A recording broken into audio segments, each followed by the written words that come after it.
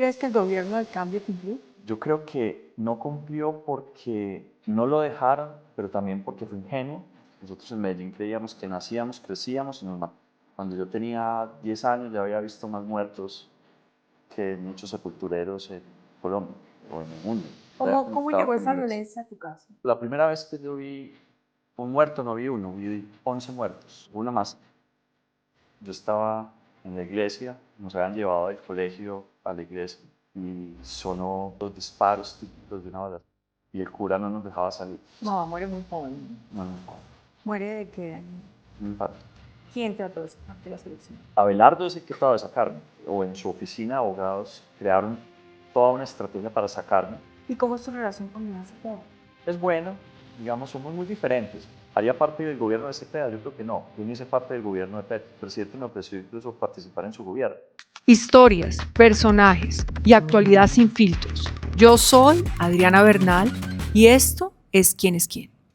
Bienvenidos a un capítulo más en ¿Quién es quién? Hoy les traigo un invitado que seguramente ustedes conocen, lo ven en los medios, una persona que ha estado en el poder, está en el poder y una persona que viene trabajando por Colombia y haciendo propuestas diferentes. Ya estuvo en una alcaldía, en la alcaldía de Medellín, y ya con esta pista ustedes ya saben quién es. Bienvenido, Daniel Quintero. Adriana, qué gusto esta invitación. Un saludo a todas las personas que nos conectan y contento de estar aquí. Bueno, pues me alegra mucho que estés acá y gracias por aceptar esta invitación. Arranquemos un poco. A ver, Daniel, este espacio es para que la gente conozca, no al político que está todos los días y que estás hablando en medios y en este momento están defendiéndose o hablando, o vemos una polarización muy grande, un país metido e inmerso en unas discusiones más que propuestas, pero hoy queremos descubrir a ese personaje que está y que va por la consulta, ¿no? Porque tú vas a la consulta ahora, por el partido Frente por la Vida, en donde vas a competir con 4 personas más. Pero ya hablaremos de eso. Arranquemos por un Daniel, infancia. Cuéntame tus papás, tu familia, tus hermanos. Háblame un poco de esto. Yo nací, crecí en Medellín, en una Medellín compleja, era la Medellín de los 80s, de los 90s, entonces mucho que contar de ese tiempo, de esa Medellín. Hijo de una mujer maravillosa que me abandonó muy temprano, cuando yo tenía 14, ella 39 años, María Estela Calle Mejía, que me enseñó a soñar y a querer las cosas a fondo, a luchar por ellas a fondo. Era madre cabeza de hogar, 2 hermanos más que pues han sido mis amigos, mis hermanos. Ahí está Juan y Miguel. Y como te decía, era una Medellín muy difícil, la Medellín de los 80s, de los 90s. Y para entenderme a mí hay que irse hasta allá para entender un poco qué estaba viviendo, qué estaba viviendo, porque los niños muchas veces, no sé, incluso la idea de nacer, crecer, reproducirse y luego morir, nosotros la teníamos trocada. Nosotros en Medellín creíamos que nacíamos, crecíamos y nos mataban. Cuando yo tenía 10 años ya había visto más muertos que muchos sepultureros en Colombia o en el mundo. Era una Medellín que mataba a sus niños, que mataba a sus jóvenes. Pablo Escobar se había aprovechado de que era una Medellín muy desigual. Medellín era la ciudad más desigual del planeta. Hay una conexión entre desigualdad y violencia. Y esa violencia está conectada a eso, que hay unas personas, en este caso Pablo Escobar, que se aprovechaba de que había niños sin futuro. A esa Medellín también la llamaban la Medellín no futuro. Y de ahí viene esa película de Rodrigo de No Futuro. Entonces, ¿qué hacía Pablo Escobar? Cogía a los niños sin futuro y les decía, véngase para acá y haga parte de mi ejército privado, trafique esta droga, cuide esta cuadra, coja esta arma, mata a esta persona.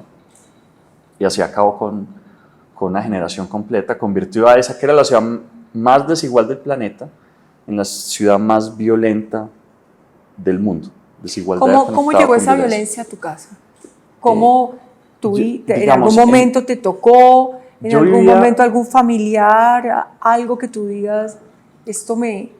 Yo vivía en un barrio popular al norte de Medellín. Yo nací en Campo Valdés. ¿Cómo se convierte Medellín en la ciudad más violenta del mundo? Porque gestionó mal una migración. Y en el periodo de la violencia hizo que los migrantes, muchos de ellos antioqueños, que habían colonizado gran parte del país en lo que se llamó la colonización antioqueña, cuando huyeron de la violencia y llegaron a Medellín, huyeron a la comuna nororiental, o más bien, los ubicaron en la comuna nororiental y los dejaron allá a su suerte. En esa comuna está Campo Valdés. Yo nací ahí y luego muy cerquita crecí, que es en el barrio Tricentenario. Era una Medellín muy difícil. Yo recuerdo, por ejemplo, la primera vez que yo vi un muerto, no vi uno, vi 11 muertos.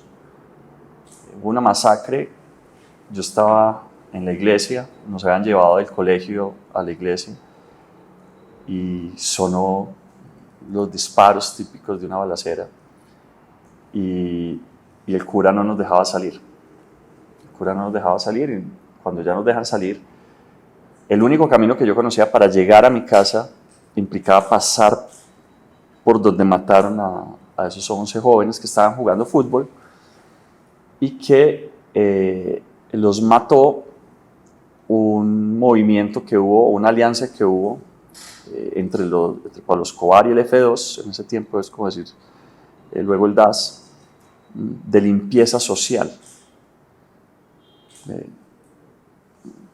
Eran unos movimientos medio paramilitares que habían en Medellín.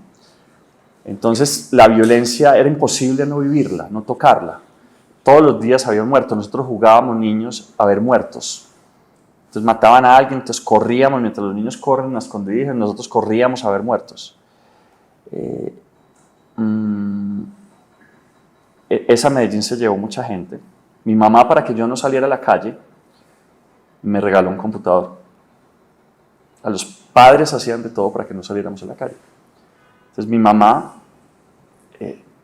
dijo, usted necesito que no salga a la calle, y me regala un computador. Mi mamá se muere 2 años después sin saber que ese computador me había cambiado la vida. No solo había hecho que me quedara en la casa, que no, Tu mamá muere muy joven, ¿no? muere muy joven, ¿Muere de qué, Daniel? de un infarto. Yo tengo este aparatico que está ¿El pendiente de mi famoso corazón todo el tiempo. Pero en definitiva, y volviendo al punto, mi mamá me regala ese computador, me cambia la vida ese computador, me vuelve ingeniero, la universidad me vuelve ingeniero, la universidad pública, pero antes de eso me tocó ser vendedor ambulante después de la muerte de mi mamá. Tuve hambre, me tocó retirarme a estudiar por falta de plata, viví la injusticia de la falta de oportunidades. Y si me preguntas por qué estoy aquí, yo estoy aquí porque creo y he luchado toda mi vida para que no haya más niños ni que tengan que vivir la violencia que yo viví, ni que tengan que retirarse de estudiar como me tocó retirarme a mí, ni que tengan que aguantar hambre. Me volví alcalde de Medellín con ese propósito y me di cuenta que había unas mafias que no dejaban que esto avance, que ese sueño que yo he tenido, y luché mucho por eso. En Medellín nosotros creamos la matrícula cero, hoy es un programa nacional. ¿Y por qué nació eso? Porque a mí me tocó retirarme a estudiar. Pero espérate, no te me saltes tan de niño para allá. Déjame que te vayan descubriendo todos los seguidores y que vayan, porque entonces te me vas para allá y ya vamos a regresar. Tú, bueno, te regala un computador tu mamá, hace que te quedes en la casa, digamos, protegiendo a su hijo, que no le vaya a pasar nada. ¿Tus hermanos eran mayores o menores? Muy de la edad, muy O parecidos. sea, ustedes eran seguiditos, o sea, que ese duelo de mamá lo pudiste compartir con Sí, sus pero hermanos. estábamos solos. ¿Y tu Entonces papá? No, mi papá vivía en otra ciudad, se había separado de mi mamá hace mucho tiempo. Luego nosotros restablecemos la relación con mi papá, pero años después. Lo quiero mucho y todo, pero en ese tiempo éramos los tres. O sea, realmente se quedan solos. Sí, y éramos vendedores ambulantes, digamos, nos tocó la calle de alguna manera, pero mi mamá siempre nos inculcó estudiar, entonces todos seguimos en la línea de estudiar, y para eso Entonces hubo que trabajar, hubo que luchar. Yo fui vendedor ambulante, mesero, mensajero, todo lo que te imagines. Me graduó como ingeniero electrónico. A mí me gusta la tecnología, amo la tecnología, creo en el poder de la tecnología, creo que es un peligro como todas las tecnologías, pero también una gran oportunidad, que si usamos la tecnología bien, nos puede ¿Y llevar a cuál donde fue tu quiera. primer trabajo? Pues independiente de los trabajos que hiciste Como en una informal. economía informal, pero digamos un trabajo formal.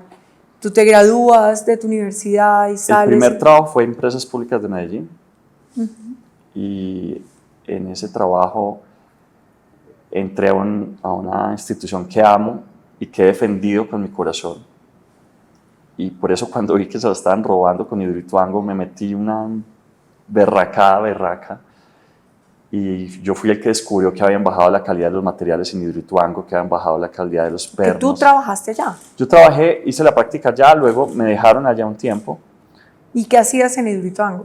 No, yo no, en Hidroituango nada, eso fue mucho. Yo trabajé en EPM como en 2003, 2004, y Hidroituango sería años después. Pero yo era ingeniero electrónico, pero desarrollador de software. Yo desarrollo software desde los 14 años que mi mamá me dio el computador.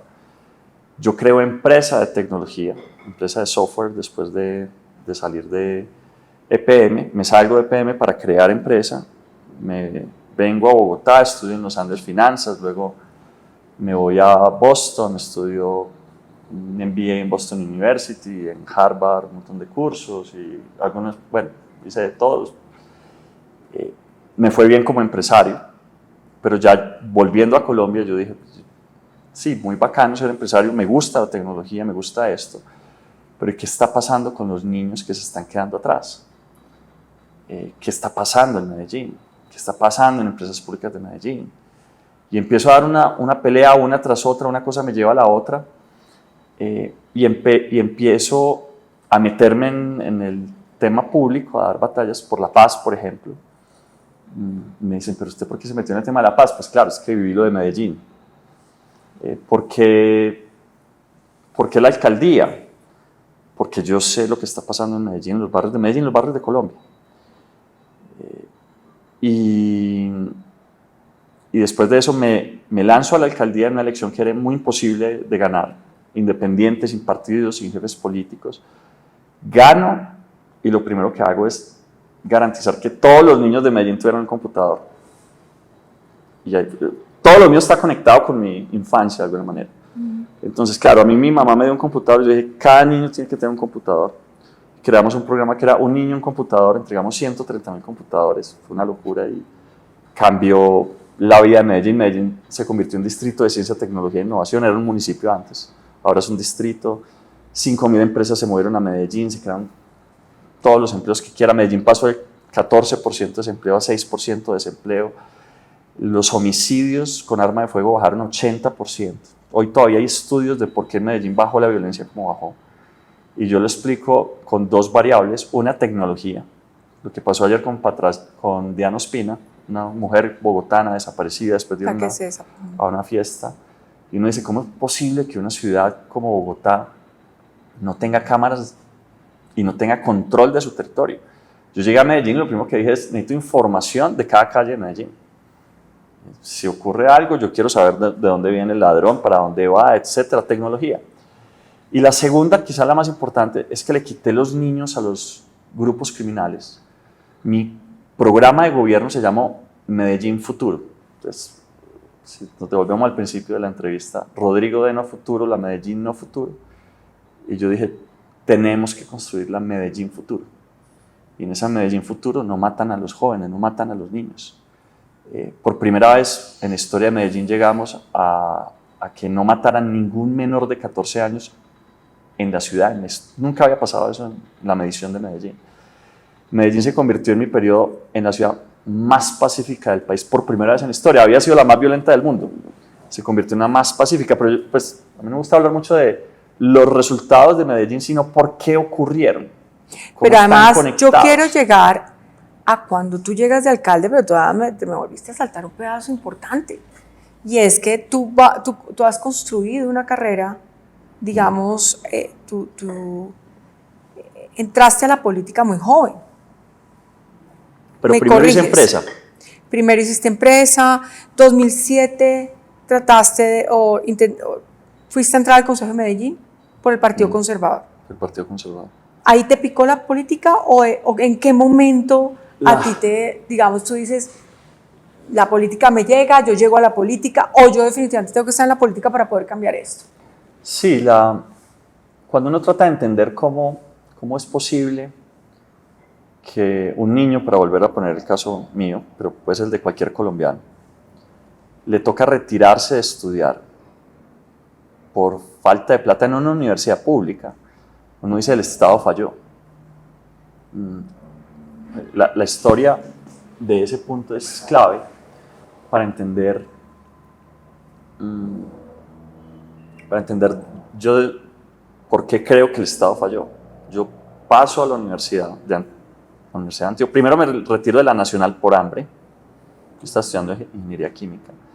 Me presento un año después, yo me gradué muy joven, a los 14 yo estaba graduado del bachillerato. Entonces yo a los 14 estaba en la universidad. ¿En qué colegio estudiaste? En un colegio público en principio y luego en una validación. ¿Y por qué? Porque la historia de Medellín es muy dura. Pero en mi colegio entraban a matar a los muchachos en el salón. Entonces mi mamá me saca del colegio de Medellín, de un colegio público de Medellín, y me mete una validación que no me maten.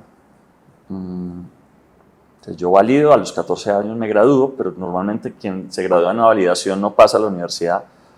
Yo saco un buen ICFES y paso a los 14 años a la Universidad Nacional, muere mi mamá, me toca retirarme por hambre, luego paso a la de Antioquia, pero no tengo con qué pagar la matrícula. Y voy a la universidad, digo que no tengo con qué pagar la matrícula y me cierran la puerta. Entonces me quedo sin estudiar. Un año después me vuelvo a presentar, vuelvo a pasar y la señora que me atendió un año antes cree que estoy yendo a pedir un descuento nuevamente para un segundo semestre o algo por el estilo. Y le cuento la historia y ella misma me paga la matrícula. Entonces entiendo que el problema no son las personas, que son las instituciones, que hay mucha gente buena en las instituciones, pero que las reglas de las instituciones no dejan actuar. Fue ella con su propio salario y no la institucionalidad la que resolvió el problema de un pelado de 17. ¿La volviste a ver o no? La volví a ver, me ayudó mucho durante toda la universidad. Ella me consiguió, por ejemplo, un programa de alimentación. Entonces me dan un sándwich todos los días. Y así, yo logro graduarme entendiendo también que mucha gente quedó atrás, que muchos amigos míos quedaron en el barrio, que muchos no se graduaron conmigo porque el hambre los sacó, porque la falta de oportunidades los sacó. Entonces, yo creo empresa, muy temprano creo empresa, yo en 2004 ya tenía empresa, 2007 ya era empresario. Me lanzo por primera vez a la alcaldía, al Consejo de Medellín. Esa no la logro, pero mi hermano luego se elige 4 años después utilizando, digamos, la misma estrategia, las mismas ideas. Para entonces ¿Por el Partido Conservador? No, él se lanza ya por el Partido Verde. Yo creo que el Partido Conservador... ¿Cómo llego yo al Partido Conservador? Resulta que yo me vine para Bogotá, creo la empresa, todavía no había creado la empresa, y el primer contrato que obtengo en Bogotá me lo da el Partido Conservador como ingeniero. Entonces yo digo, mira qué casualidad, ¿no? Yo creo que me tengo que meter a la política, cambiar el mundo, y el primer trabajo que me sale es en el Partido Conservador.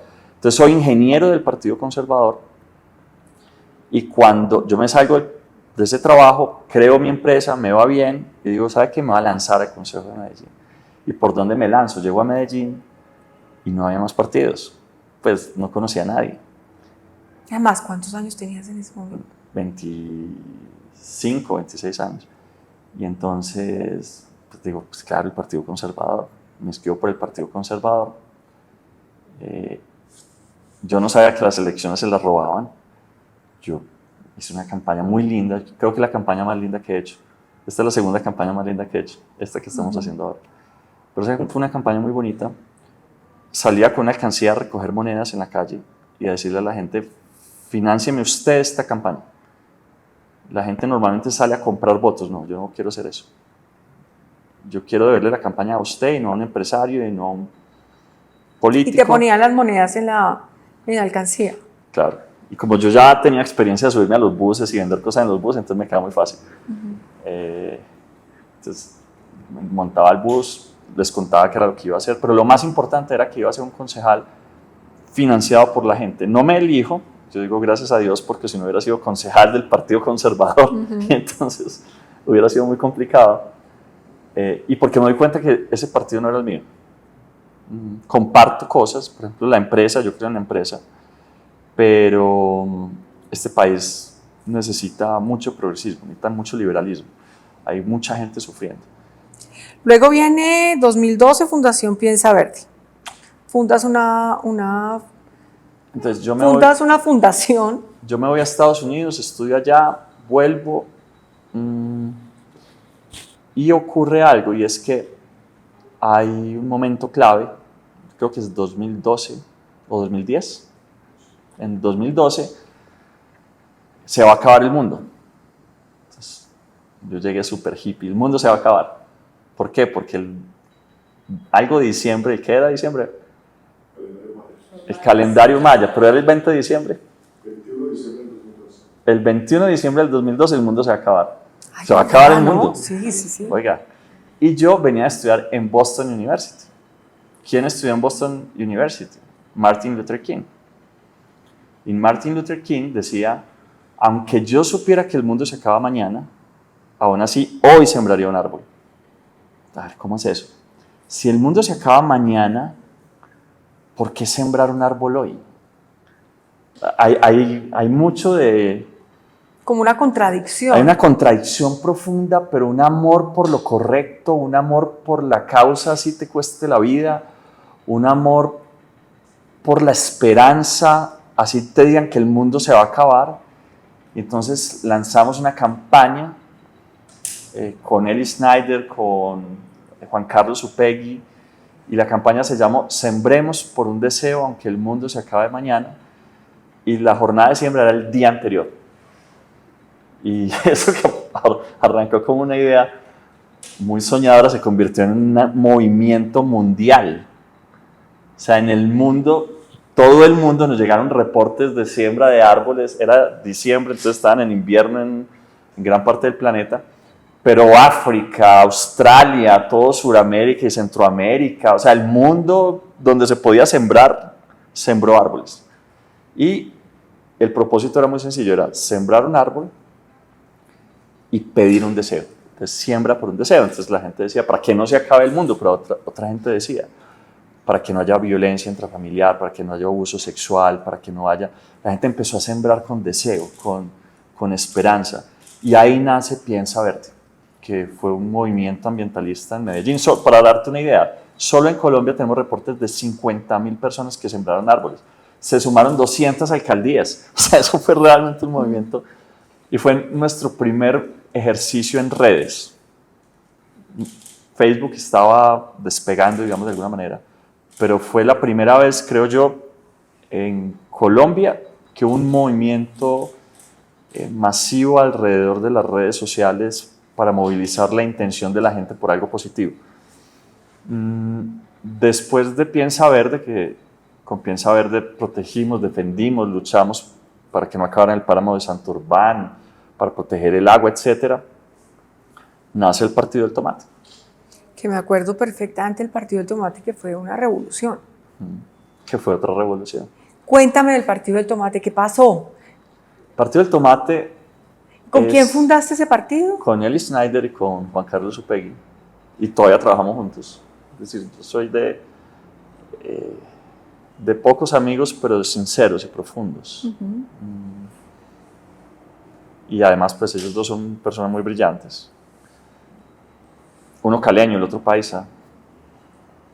Entonces, ¿qué es el Partido del Tomate? Imagínate, en medio de la frustración ciudadana, con la política enrarecida en Colombia como siempre, donde la gente dice esto no va para ninguna parte, decidia por la política y aparece un movimiento que dice, arranca con unos tomates, literalmente tirándole, alguien le tira tomates a una valla que estaba en contra del proceso del acuerdo de paz. Y la gente pregunta, ¿pero quién le tiró tomates a eso? Luego empiezan a aparecer unas pancartas en varios lugares del país, anónimos también, era medio subversivo el ejercicio porque nadie sabía que éramos nosotros. Entonces aparecía, no sé, por ejemplo, hubo una en el Caguán. Entonces fuimos y pusimos una valla, o apareció una valla, de 2 fusiles disparándose.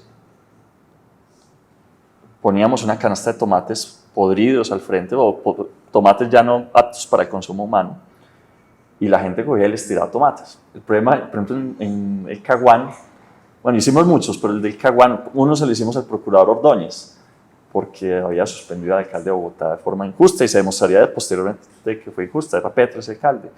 Otra, los concejales de Medellín por privatizar UNE. Otra, los magistrados X porque estaban haciendo, no sé qué estaban haciendo los magistrados en ese momento.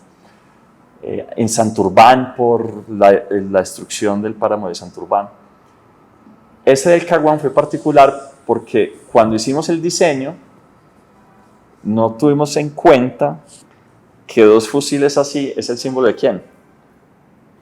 De los FARC. Entonces, claro, nosotros hacíamos eso en la clandestinidad, en la noche a las 2 de la mañana. Poníamos la valla, poníamos la cajita de tomates y la gente en el Caguán empezó a tirarle tomates a los 2 fusiles así. Entonces, para la guerrilla, nosotros atentamos contra su imagen.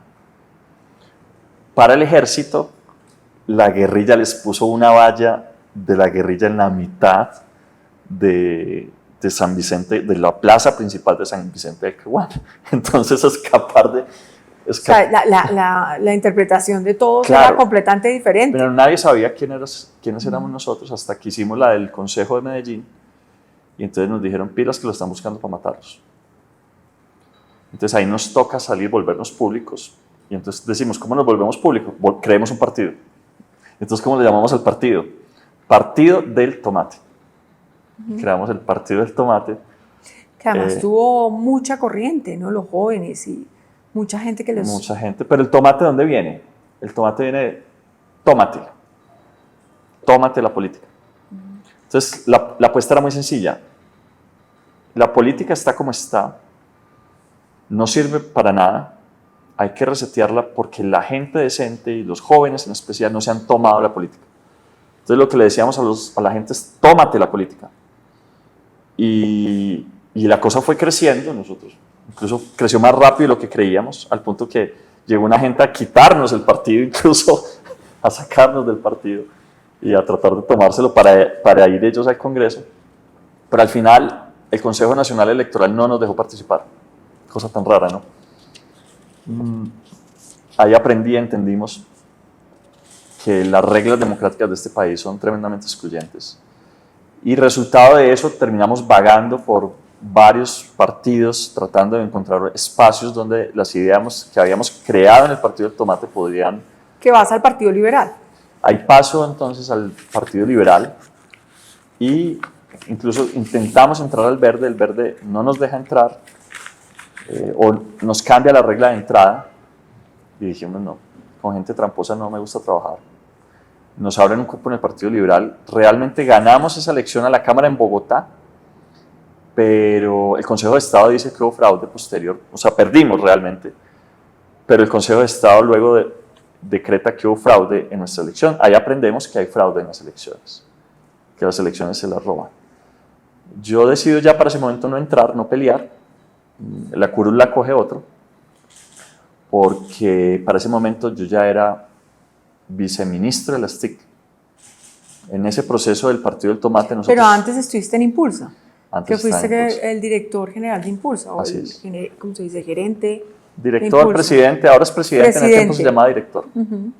Sí, lo que pasa Gobierno Juan Manuel Santos. Gobierno Juan Manuel Santos, esta historia de... ¿Tú llegas allí por qué? O sea, porque un cargo público generalmente... Eso se explica en una historia que no cuento mucho, pero y que explica cómo pasó del tomate al Partido Liberal. Resulta que acaban de suspender a Petro.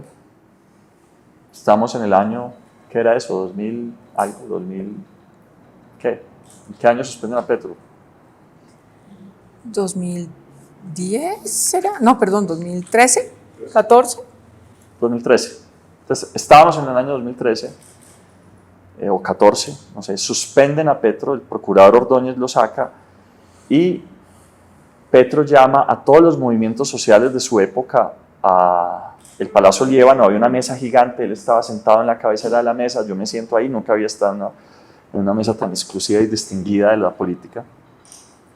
Y con tantos actores sociales de alguna manera, y entonces Petro dice, Santos me traicionó, Santos me engañó, Santos me dijo que no iba por Bogotá, pero ahora ya sé que va por Bogotá, que quiere poner a uno de sus ministros como alcalde de Bogotá, quiere quedarse con Bogotá. Y entonces Santos tendrá que escoger entre La Paz o la alcaldía de Bogotá. Y yo he defendido La Paz toda la vida. Entonces, yo por ese tiempo estaba leyendo a Mandela y un libro particularmente de Mandela en el que contaba la historia del rugby y Mandela. Y contaba él más. El libro lo escribió un director de rugby, el exdirector de rugby del equipo nacional. Y la historia, para hacerla corta... Nosotros lo invitamos a él estuvo acá. Nosotros tenemos una fundación de rugby. Ah, ok. Y él estuvo con nosotros acá. Bueno, justo en esa época. Ese libro es hermoso. Ese libro además cuenta que en Sudáfrica el rugby era odiado por la mayoría negra. La minoría blanca dominaba el país y le gustaba el rugby a la minoría blanca. Cuando la minoría blanca, o más bien cuando el equipo de rugby perdía un torneo, perdía un partido, había celebración masiva en Sudáfrica. La gente celebraba porque perdió el equipo de la minoría blanca. Entonces se esperaba que cuando Mandela llegara al poder, de alguna manera mantuviera la línea, incluso acabara con el rugby, y él hace todo lo contrario. Él empieza a hacer un montón de cosas que la gente no entiende, mantiene el mismo esquema de seguridad de blancos para protegerlo a él. Entonces, blancos defendiéndolo a él después de que él estuvo no sé cuántos años en la cárcel siendo torturado por los blancos, y él deja a los blancos para cuidarlo a él. Se va por el mundo a pedirle al mundo que permita que el equipo de rugby de Sudáfrica pueda volver a jugar en los torneos mundiales, y no solo hace eso para rabia de la mayoría negra, sino que además pide que el mundial se juegue en Sudáfrica. O sea, eso era una afrenta gigante a los surafricanos, gigante. Y la gente estaba muy brava con Mandela. Y entonces, así como estaban con Santos, acá en Colombia, estaban muy bravos con él. Y para acabar de ajustar, en el partido inaugural, el más importante, entonces sale Mandela con una gorra, y la gorra dice coach, dice técnico, en el partido de rugby de los blancos. Entonces el mismo técnico del equipo nacional de rugby de Sudáfrica dice, yo no entiendo este tipo que está haciendo, está loco, ¿por qué está haciendo eso? Entonces empieza a caminar Mandela hacia el centro del campo, y en ese momento alguien grita, dice, Mandela, Mandela, our president. Mandela, Mandela, nuestro presidente. Un blanco. Y luego otro grita, Mandela, Mandela, nuestro presidente. Y ya no eran 2, sino 10, sino el estadio entero, gritando, Mandela, Mandela, nuestro presidente. Y dice, este señor que era el técnico, dice, en ese momento entendí por qué Mandela había hecho todo lo que había hecho. Porque Mandela había entendido que si quería unir a Sudáfrica, y si quería lo mejor para la mayoría negra, no podía ser el presidente de los negros, sino que tenía que ser el presidente de los blancos y de los negros. Y que en ese momento lo más importante era crear confianza en los blancos. Y él fue el presidente de los blancos y de los negros. Y unió a Sudáfrica. Y pues se ganó el premio Nobel y fue un ícono y es un referente, y lo será por muchas generaciones. Entonces yo le dije a alguien que yo conocía, yo conocía a Simón Gaviria por temas empresariales. Le dije, oiga, yo me leí este libro, vi esta historia, veo lo que está pasando en Bogotá, la gente está furiosa con Santos.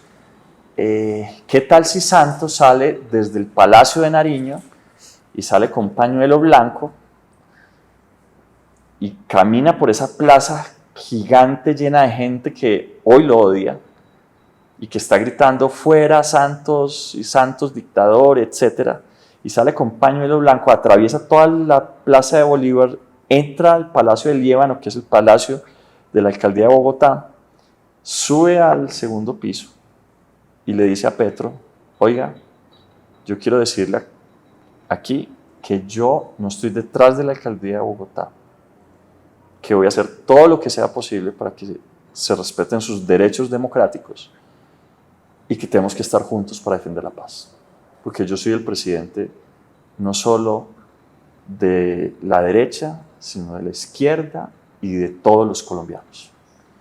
Y Santos, bueno, entonces esa historia se la cuento a él le dice, venga, sentémonos en esta mesa que está María Lorena Gutiérrez, se la cuento a María Lorena se la cuenta al presidente, y el presidente lo va a hacer, esa noche va a salir, el equipo de seguridad no lo deja salir, él quería salir, pero esa noche llama al presidente Santos a Petro y le dice exactamente las palabras que le había dicho que había que decir para defender la paz. Y al otro día yo recibo una llamada del presidente Santos, nos llamamos de Casa de Nariño, el presidente Santos quiere hablar con usted. Pues yo nunca había hablado con un presidente, ¿no? Y me dice, oiga, muchas gracias por eso que hizo usted por la paz, yo he seguido lo que usted ha hecho en el Partido del Tomate. Yo quiero que usted hace lo que hicieron y no lo dejaron participar, yo quiero que usted esté en estas elecciones, que participe. Y hablé con Simón Gaviria para que le busque un cupo. Yo le dije, presidente, ya se cerraron las inscripciones. Yo me traté de inscribir, no me dejaron, el Partido Verde tampoco, entonces ya no hay nada que hacer. Y me dijo, no, hay algo que se llama las modificaciones. Simón Gaviria lo va a llamar, me llamó Simón y me dijo, oiga, no hay cupos para el Senado, pero hay un cupo en Bogotá, usted verá. Yo soy de Antioquia, pero me meto, no hay problema, me metí. Y lo increíble es que ganamos la elección. Yo me tuve que traer un montón de amigos de Medellín a ayudarme a hacer campaña en Bogotá, a conocer las localidades de Bogotá en medio de una campaña, me quedan 2 meses. Pero fue una experiencia bonita. Conocí más a Bogotá. En una entrevista me dijeron que cantara el himno de Bogotá y no me lo supe. Dije, si quieres canto el antioqueño, yo no les voy a decir mentiras, o sea, yo no vine a decir mentiras acá. Y les conté la historia de cómo había llegado.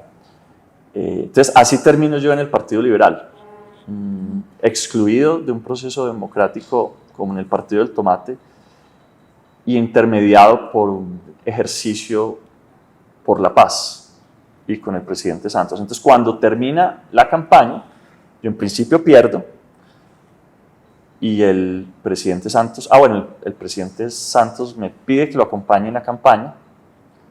Nosotros, por ejemplo, yo fui el que me inventé lo de la paz en la mano, que terminó convirtiéndose incluso en el eslogan final de la campaña. Yo recuerdo la carátula de semana el día de la victoria del presidente Petro Santos en ese tiempo, y era la paz en la mano. Entonces él me invita al gobierno y yo le dije, o él más bien me preguntó, ¿usted más o menos como qué quiere? Y yo le dije, pues algo que sea técnico, porque yo soy ingeniero, soy empresario, pero que me permita también hacer lo que yo quiero, es trabajar por los jóvenes, bueno, ya lo he dicho. Y al otro día me llama María Lorena y me dice que si me interesa Impulsa. Yo busco qué es Impulsa, es para promover el emprendimiento, la innovación de los jóvenes, me meto. Y en mi periodo en Impulsa, yo creo que es el mayor disparo en términos de emprendimiento en el país. Ahí nace Rappi, ahí nace Tapsi, ahí nace Apoyados por Nosotros. Y ahí sales como viceministro. Sí, entonces... ¿Porque conocías a David Luna o porque el presidente Santos dijo, vea, sabe que esto es el...? Cuando estábamos en la campaña de Santos conocí a David Luna, pero además el presidente Santos vio una entrevista mía con Yamit Almat y le gustó la entrevista. Era mostrando lo que estábamos haciendo en Impulsa. Impulsa realmente se metió una crecida. Colombia subió no sé cuántos puestos en innovación, nos fue bien. Nosotros cambiamos el modelo completamente para que no se robaran la plata. Entonces me llamaron al viceministerio, con Luna trabajé, gran ministro, me parece una gran persona. De la consulta, del resto de consultas sería la única persona, bueno, también es la que conozco, ¿no? Pero yo votaría por Luna. Luna me parece un gran candidato. Y en caso, vas con toda, estás pensando en que vas a ganar la consulta. En caso de que la perdieras, ¿acompañarías a Luna si la llegara a ganar? Es que Luna está, yo creo que Luna va a perder la elección también. Entonces, O sea, no sientes sé. que no va. Porque es que se metió donde no es. Es que, a ver, David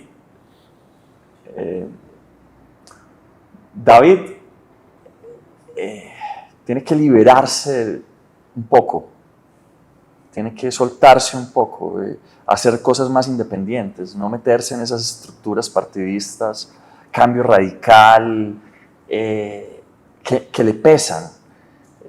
Si la gente lo conociera se daría cuenta que él es mucho más fresco de lo que lo hace ver todas esas cosas. Se metió con un grupo de personas que más parecieran aspirando a la alcaldía de Bogotá.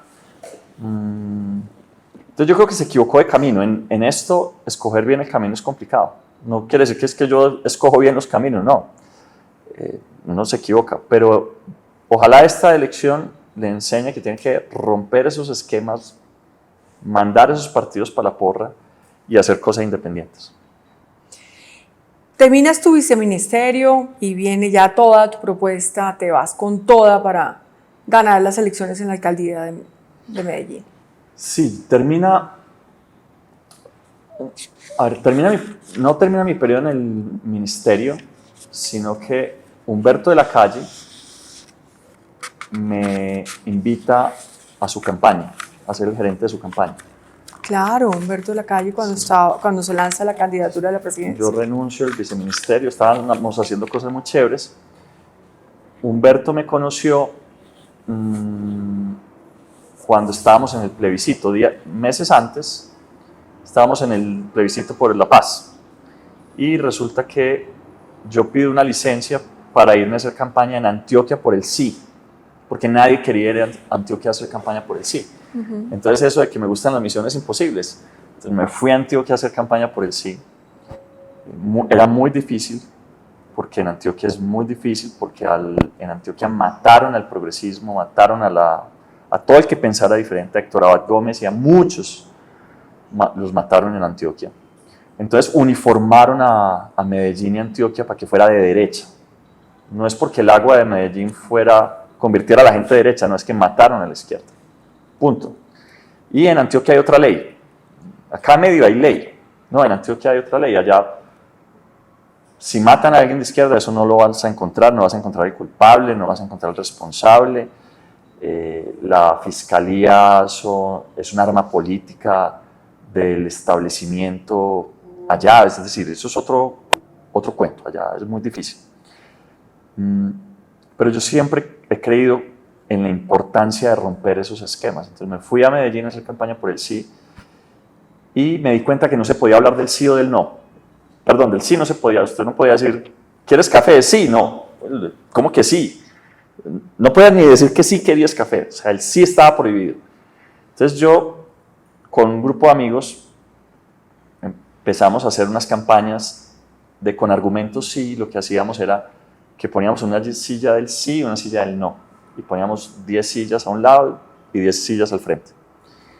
Y lo que le decíamos a la gente es, siéntense, no traten de convencer al otro, sino traten de explicarle el del sí al del no y el del no al del sí, por qué van a votar como van a votar. Yo lo único que quiero establecer es una conversación. Hablen. Y en ese proceso me di cuenta por qué es tan complicado mi departamento que lo amo, mi ciudad que la amo. Y es porque en Medellín y en Antioquia es donde la violencia se ha ensañado con mayor fuerza, la de los dos lados. es el departamento que más las ha sufrido todas. Y quizá el mejor ejemplo fue un día antes de elecciones. Yo voy a una entrevista en Teleantioquia y creo que el gobernador era Luis Pérez. Teleantioquia es un canal de la gobernación. Y un periodista me dice: Daniel, oiga, le voy a contar una cosa. Yo iba a votar no, pero ahora no sé. Entonces le pregunto: ¿cómo que no sabes? ¿Por qué ibas a votar no y ahora no sabes? Quería entender un poco más ese cambio de voto. De pronto dije: esto está funcionando, la conversación. Y me dijo: sí, mira, es que ¿sabes qué? Cuando yo tenía 14 años, a mi hermano de 17 lo mató la guerrilla. Y no mató a cualquier persona, mató a mi hermano, que era mi héroe, era mi confidente, era la persona que más admiraba, era una buena persona. Y yo juré que lo iba a vengar. Yo juré que yo me iba a matar hasta el último guerrillero de este país. Y para mí, que me digan que van a hacer un acuerdo de paz con la guerrilla, con los que mataron a mi hermano, o sea, me llenaba la cabeza, la sangre de rabia. Y yo decía: imposible, de guerrilleros, estos berracos que están tratando de hacer esa paz con ellos. Y yo le dije: entonces, ¿por qué lo estás dudando ahora? Pues, porque mi campaña no fue de convencer a la gente de que sí o que no, sino de que hablaran. Y me dijo: porque con esto del hablar, del expresar, del contar las historias,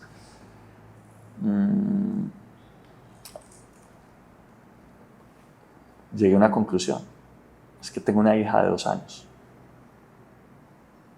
y no quiero que le pase lo mismo. Entonces no sé, porque se confunden en mí, y eso es lo que pasa en Antioquia, que se confunden al mismo tiempo los dolores de lo que ha sido años de violencias con la esperanza de futuro. Entonces yo dije: valió la pena, no importa el resultado. Cuando tú coges los resultados ahora en Medellín y los comparas con otros procesos, Medellín fue la que más mejoró, el sí fue donde más espacio ganó. Y Humberto de la Calle me conoció haciendo eso. Entonces él me dijo: véngase para mi campaña. Hicimos una campaña bonita, pero pues el momento no era. Y cuando el Partido Liberal decide irse con Duque, yo me voy con Petro. Yo siempre he tratado de ser coherente, por lo menos conmigo, ¿no? Porque los partidos, ahora estoy en AICO. ¿Qué hacen con los partidos de las autoridades indígenas de Colombia? Pues es que es el espacio que me dejaron, ¿cierto?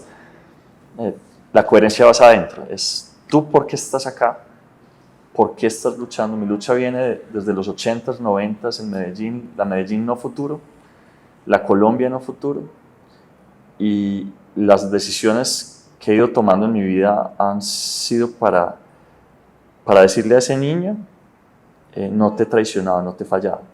Pero eso quiere decir que has apoyado a Petro 2 veces. Esta es mi segundo apoyo. Fue tu segundo, que además diste la pelea de frente. Sí. Y diciendo, con tu campaña era métale primera, ¿cómo era? El cambio en primera. El cambio en primera. Pero eso sería después. Lo increíble era, o lo en principio absurdo era, irse para Medellín, a lanzarse a la alcaldía de Medellín, después de haber votado por Petro. Y haber salido con megáfono y gritar: mi nombre es Daniel Quintero y quiero que Gustavo Petro sea mi presidente. Haciendo una disidencia liberal, ahí fuimos Luis Ernesto Gómez y yo. Y lanzarnos en Medellín y creer que podíamos ganar. Y todo el mundo decía: no, es imposible. Petrista en Medellín, que va a poder ganar. Ganamos con la mayor votación en la historia de Medellín. El alcalde más joven con la mayor votación. Porque yo no llegué a hablar de izquierdas, de ¿Pero derechas. ahí te apoyó Petro? Petro tenía su candidato, como hoy tiene a Iván Cepeda. Para mí todo esto es un déjà vu, ¿no? Tenía su candidato, pero a mí no me importaba, porque es que yo no hago campaña. Incluso te confieso que en este momento me da un descanso saber que el presidente tiene su candidato y que yo puedo hacer mi campaña tranquilo, independiente, defendiendo mis ideas, las ideas que vienen desde allá, desde el barrio, y defenderlas con pasión, con amor, y me dicen, entonces va a ganar, va a perder, no me importa. Yo estoy defendiendo mi causa, estoy defendiendo lo que creo, estoy luchando por lo que creo, y el resultado, que sea lo que Dios quiera. Cuando por ahí dicen, lo que es para uno, ni quitándose, y lo que no es para uno, ni poniéndose. ¿Pero hubieras esperado que el No, presidente te hubiera apoyado? Hubiera esperado que en esta consulta no hubiera dicho que no votara en la consulta, porque yo estoy ahí. Entonces, Para allá iba mi otra pregunta. Al decir no voten en la consulta, está diciendo no voten por Quintero. Entonces me parece un poco egoísta, pero pues él tiene su candidato, también es entendible. ¿Y cómo es tu relación con Iván Cepeda? Es buena, digamos, somos muy diferentes, somos de años diferentes, quizá de luchas diferentes. Su lucha es más por el tema o se enfoca más en el tema de la paz, de las víctimas, y la mía está asociada pues a muchas otras variables, a la educación, a temas de tecnología, a temas de futuro, a mil cosas en las que creo, pues, incluida la paz, claro. ¿Pero lo apoyarías entonces Sí, en caso de sí. no pasar la consulta? Hay muchas cosas en las que yo coincido con Petro, otras en las que no, y lo apoyé a Petro. Porque es que al frente O sea, que ahí apoyarías a Iván Cepeda, porque digamos en estos extremos que estamos, en la polarización que estamos. Si me pones al otro lado a Fajardo, me pones a Abelardo de la Espriella, la decisión está tomada, no hay que preguntarla. Es decir, me voy con Cepeda. Ahora, ¿haría parte del gobierno de Cepeda? Yo creo que no. Yo no hice parte del gobierno de Petro. El presidente me ofreció incluso participar en su gobierno. Y yo no participé porque, uno, a mí me gusta mi independencia. Luna, que fue mi jefe, sabe que yo soy muy complicado. Mejor dicho, no le hubiera durado a Petro un mes. Porque yo, digamos, por aquí es por acá. Ah, que el jefe dice que es por otro lado, no es por acá. Y pues en 2 segundos me hubieran sacado. Pero a mí me gusta la independencia y me gusta poderle hablar al presidente, digámoslo con respeto, pero de tú a tú. Yo era alcalde de Medellín, él era presidente de la República y yo nunca he asumido como una subordinación, no. Yo tengo ideas, las propongo, le doy consejos porque tengo una responsabilidad. Yo ayudé a elegir sin duda al presidente Petro, mi partido, mi movimiento, mis amigos votaron por él. Entonces yo tengo una responsabilidad y trato, entonces doy consejos como, hey, no la embarres en esto, no la embarres en esto, pues tratando de que hayan cambios en muchas cosas, pero yo soy independiente, entonces no sé si haría parte de un gobierno de Cepeda, creo que no, prefiero mantener mi independencia. Ahora, mi batalla en principio es la consulta. Entonces la consulta es un momento clave para los colombianos que van a tener que tomar una decisión en los próximos días y no se trata solo sobre la consulta derecha o la izquierda o candidatos, si Roy o Paloma o Claudia. Yo creo que es para dónde queremos que se vaya este país en función de 52 millones, 53 millones de colombianos, 54 realmente. ¿Qué queremos para esos 54 millones de colombianos? Que son vidas que les está quedando duro llegar a fin de mes, que les da duro pagar el arriendo, que los servicios cada vez más volados, que lo que trabajan no es suficiente para vivir, que la inseguridad les roba en la calle. Entonces, ¿qué podemos hacer por esos colombianos? Y si me preguntas a mí de forma particular, ¿qué podemos hacer por esos niños que son el futuro y que están viviendo? Por ejemplo, en Colombia, 6 de cada 7 niños hoy no tienen un computador. 6 de cada 7 niños. Si tu hijo no tiene un computador, tú dices, estoy jodido, ¿no? Es una oportunidad perdida. La pandemia nos mostró, les tocaba estudiar en el celular y había que prestarse el celular. Si eran 4 niños, 3 no estudiaban. No están conectados a internet. Y de ahí me voy para allá, mejor dicho, y no hablo sino de las de las oportunidades perdidas de nuestro país. Yo quiero en los primeros 100 días de gobierno entregarle 1 millón de computadores con conexión a internet a 1 millón de niños y de familias que no lo tienen. Y muchos de ellos están en el campo, están en los barrios, en las ciudades, y eso les cambia la vida completamente. Pero además, en el tiempo que estamos viviendo de la cuarta revolución industrial, con inteligencia artificial, con robótica humanoide, o nos movemos, o lo que viene es una catástrofe grave para Colombia. O sea, lo que se viene... Yo le he visto los debates a todos los candidatos presidenciales. Ninguno entiende lo que está pasando.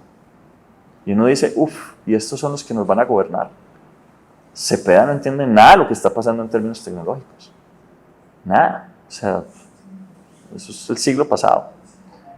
Y lo que viene es realmente grave. Entonces, las bolsas de valores del mundo acaban de caer porque un algoritmo, cloud, de inteligencia artificial, ahora logró hacer algo más que se creía que iba a tomarse 10 años, pues ya está pasando. Entonces las bolsas del mundo empiezan a caer. El trabajo todo va a estar en riesgo.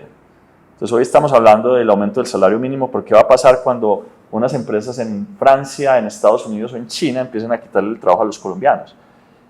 Y la plata yéndose para allá, porque además Colombia no tiene capacidades tecnológicas, no tiene soberanía ni en inteligencia artificial, ni en computación cuántica, ni en robótica humanoide. A mí me trataron de sacar de estas elecciones de todas las maneras posibles. Entonces yo estuve como 4 meses medio desocupado. Entonces, pues, ¿qué me dediqué? Pues a hacer lo Daniel, pero concretamente, ¿quién trató de sacarte las elecciones? Abelardo es el que más ha tratado de sacarme. Abelardo creó, o en su oficina de abogados, crearon toda una estrategia para sacarme, denuncias en Procuraduría, denuncias en Fiscalía, y muchas de ellas pedían de forma particular que me inhabilitaran para poder ejercer cargos públicos. O sea, de forma particular, no cargos públicos. Querían que yo no estuviera en esta elección. Le he ganado todos los procesos a Abelardo de la Espriella durante estos meses y durante estos años. Y ahorita la registraduría, violando la ley, trató de sacarme 3, 4 veces del proceso. Y la última hace 15 días, pero ya 4 meses fuera de este proceso electoral. Y me decían, ¿por qué insiste tanto? Porque yo sé por qué estoy acá, porque la batalla que yo estoy dando y que me tocó además sufrirla en Medellín, yo vi como las mafias, o sea, es verdad que hay unas mafias que no dejan que las cosas pasen en este país. Y después de esa alcaldía a mí me quedó muy claro, hay que ir más arriba para resetear este país. Si queremos arreglar este país, nos toca ir más arriba. Porque, pobres alcaldes, me dicen, usted volvería a la alcaldía. Con las reglas actuales, donde lo que hacen es tratar de cooptarte y si no de perseguirte cuando tratas de hacer algo bueno. No, hay que liberar a Colombia de toda esa corruptela, de esos congresistas que eligen a contralores, de esos congresistas que eligen a procuradores para ir a perseguir a la gente que está haciendo bien las cosas en las regiones. Yo tengo muy claro porque estoy acá y por eso lucho por lo que estoy haciendo.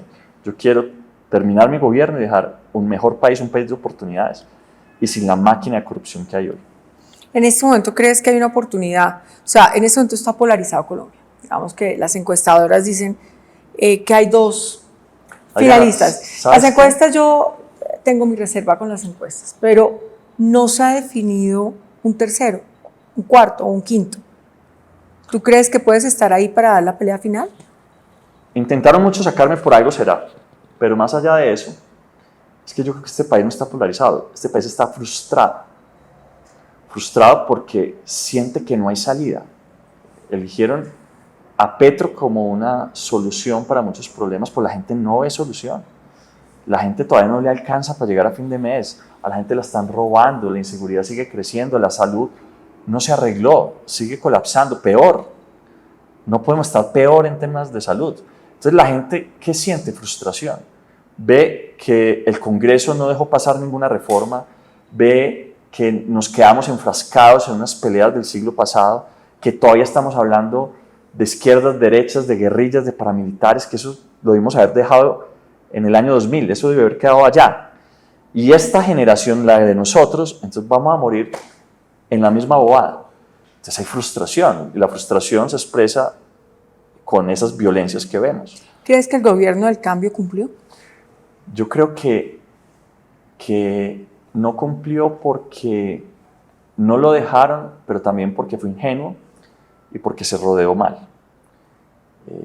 Pero ingenuidad de una gente que tiene una trayectoria muy grande, Daniel. Pero sabes, Porque es que lo más fácil es decir, el de allá es el que no me deja o el de allá es el que no me... Pero ¿dónde No. está la ingenuidad? ¿Dónde yo apunto la ingenuidad? Lo primero es en creer que con las reglas actuales se podía lograr un cambio. No. Todas las reformas que intentó el presidente, que trató además de pasar por el Congreso, ahí está la ingenuidad. Que el Congreso le iba a aprobar las reformas, no se las va a aprobar. Y las que aprueba las deja heridas para que luego las tumbe un juez. Entonces ya sea el Consejo de Estado al salario mínimo, o la Corte Constitucional a la pensión, o dígase cualquier cosa. Pero un tema como la salud, Daniel, que nos toca el corazón, nos toca a todos, esto no es de ricos ni de pobres, esto es un sistema de salud que bien o mal funciona o funcionaba, pero el plan B debería haber estado bien diseñado. Tenían que hacer la reforma. No te puedo dar más la razón, es que yo creo Tenían que hacer reformas. A mí que me Estoy de gusta acuerdo. de no haber entrado al gobierno, esta independencia que me permite decir, lo de salud salió mal, lo de seguridad salió mal. Yo no tengo que ser condescendiente con nada porque no le debo nada a nadie. Yo no me elegí alcalde de Medellín por Petro, él tenía su candidato. Yo llegué a sumar para que él se eligiera, pero no al revés. Y en seguridad no vamos mejor, vamos peor. Y también hay que echarle la culpa a muchos alcaldes que entonces ahora se excusan y dicen, no, es que es Petro. No, Petro no, a ver señor Galán, a ver señor Fico, a ver señor Eder. Resulta que ustedes los eligieron para resolver problemas que no están resolviendo. Entonces, pero en términos en general de seguridad, claro, hay un fortalecimiento de los grupos ilegales. La Paz Total solo tiene bueno el nombre de Paz Total, pero el resto no. La forma como se hizo, además, quienes estuvieron metidos en esos acuerdos es gente sin experiencia en negociación. Entonces hicieron mal las negociaciones. En tema de salud, yo creo que falta una revolución y esa revolución tiene mucho de tecnológico. Pero además, yo soy ingeniero, entonces como ingeniero yo no veo un problema de salud, yo no veo un problema de hambre, yo no veo un problema de deporte, no, yo veo un sistema. Entonces, ¿qué veo? Un sistema que no está reconociendo, por ejemplo, que los hospitales y las camas de los hospitales están llenos de gente que no come. 2,5 millones de colombianos en este país no comen lo suficiente para mantener su propio peso. Es decir, si tú los mides hoy y los mides en 6 meses, están más flacos. Entonces, si no estás comiendo bien, ¿dónde vas a terminar? En el hospital. Mira que es un sistema. Entonces, ¿qué pasa? Es que la salud, no, el problema es que si no conectas salud con hambre, es un ciclo. Es un ciclo. Yo no sé si a mí me tocó aguantar hambre joven para que me doliera tanto el hambre que yo diga, nadie debería aguantar hambre en un país tan rico. Pero además, si tú no tienes gente aguantando hambre o comiendo mal, que también es sobrepeso y otras cosas, eso te baja la presión sobre el sistema de salud. Pero hay muchas otras cosas. Entonces, por ejemplo, tú tienes examen de ADN. No. Bueno, yo tengo examen de ADN. Entonces, gracias a mi examen de ADN, yo sé que tengo que cuidarme de 2, 3 cosas que en otro caso, si dejo que me pasen, es un costo grandísimo, primero para mi vida, porque me puedo morir, pero también para mí como persona, porque entonces tengo que dejar de trabajar, para mi familia, que entonces de pronto me tienen que, Diana, salirse de trabajar y ponerme a cuidarme, y eso le pasa a muchos colombianos, y para el sistema de salud que tendría que pagar cientos de millones de pesos en tratamientos. Entonces, gracias a que yo tengo la información genética, y no es que esté pues mal y me esté cayendo y desbaratando, ¿cierto?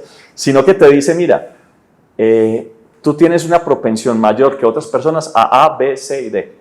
Tienes que cuidarte en esto, esto y esto. Entonces, yo tengo este aparatico que si lo masificamos no valdrá 5.000 pesos, que me está midiendo todo el tiempo las variables que mi prueba de ADN me dijo que tenía que cuidar.